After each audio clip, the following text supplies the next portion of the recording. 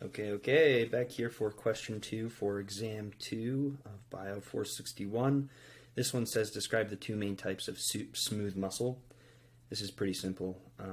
Smooth muscle comes in two types, and there's the single unit, and that is linked via gap junctions, and this allows them to move as a single unit. Think of your intestines. It's a single unit. It's all linked together, and so during peristalsis, as food moves through your intestines, it starts as a wave, and that wave will push the food forward.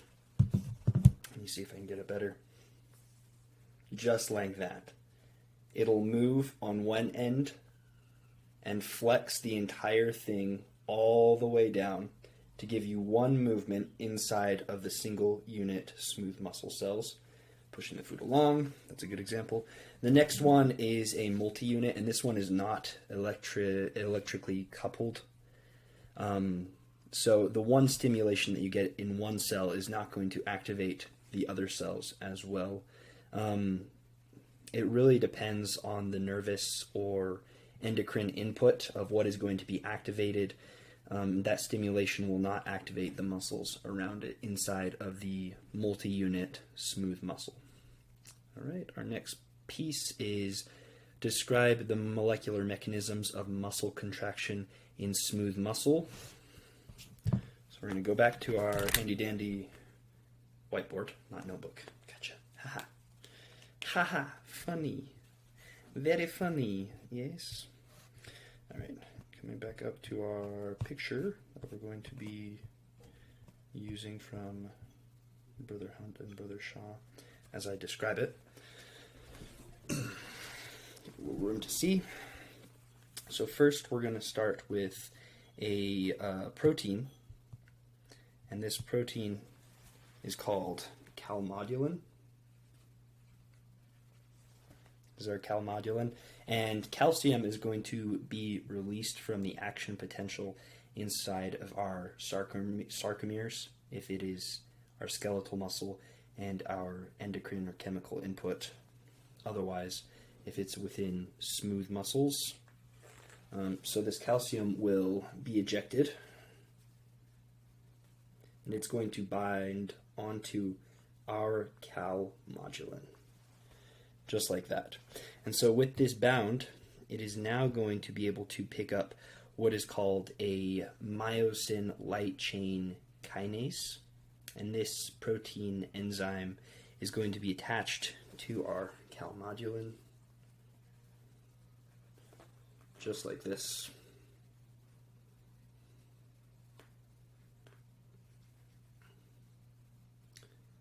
I really wish I knew how to write letters, just basic letters.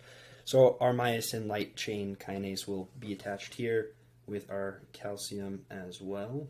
This is basically the start of a chain that we will see attach.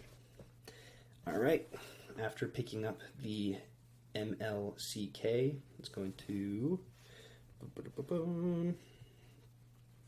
I should explain this.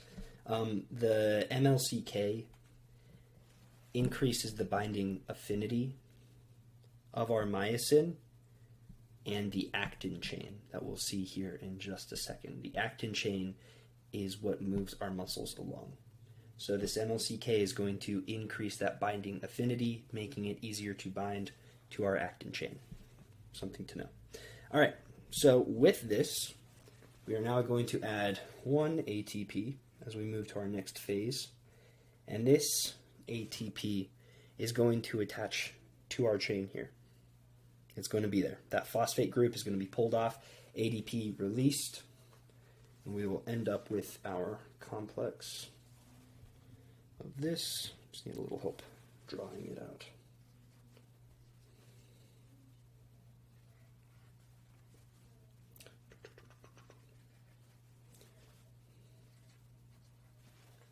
So our phosphate group will bind just like that with our MLCK right in here, right in there, increasing that binding affinity, and that is going to bind to our actin chain. This is our actin chain. Forgive my crude drawing, that's what I like to see it as, with the striations or the non-striations, depending on what type of muscle it is now going to bind, with a little help from ADP, to our actin chain right here.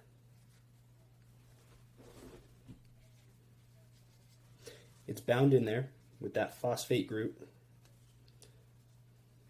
from before, and here ATP is going to be added again to give us our ADP here. Can't really see that very well. That's our ADP right there, and a second phosphate group right there, which you also can't see very well. Crude drawings, I know, but what can you do? I'm not an art student. Yeah, I'm not an art student. Sucks to suck. Drawings, baby. If you can't see that, I'm sorry. But that's our ADP, our two phosphate groups, and our myosin chain complex attaching to the actin there. So once that is there, that's going to basically create what our power stroke is inside of the smooth muscle. The myosin head is going to decock as one phosphate group is released, moving on the actin chain, giving us our power stroke, or the lock-in.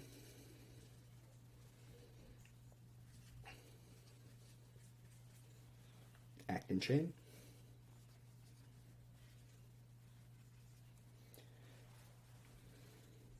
There's our myosin complex. And this is going to release our ADP and our other phosphate group that we just picked up. Those are going to be released, but the first phosphate group is going to stay.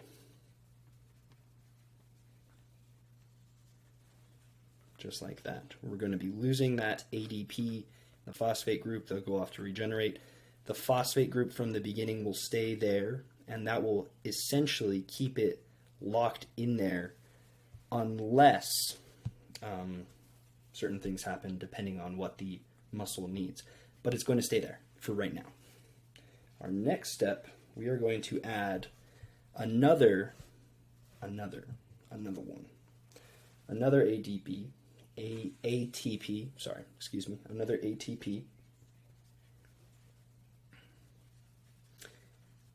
and this is going to allow our myosin complex to release from the actin chain.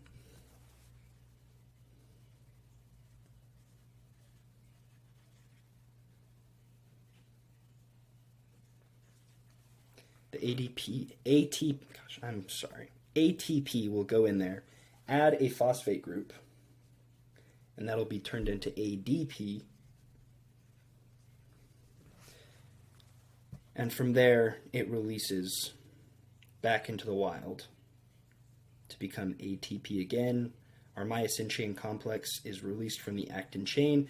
I think that's all the question was really asking for. Let's double check.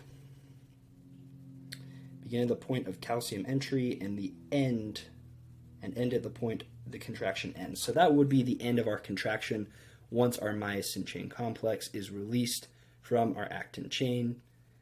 Bada bing, bada boom. What can I say? That's question 2, baby. My little addendum to question 2. I didn't finish it, I realized.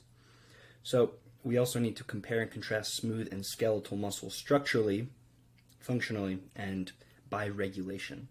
So there is similarity within smooth and skeletal muscles. Obviously, they're both muscles. They both move things within the body.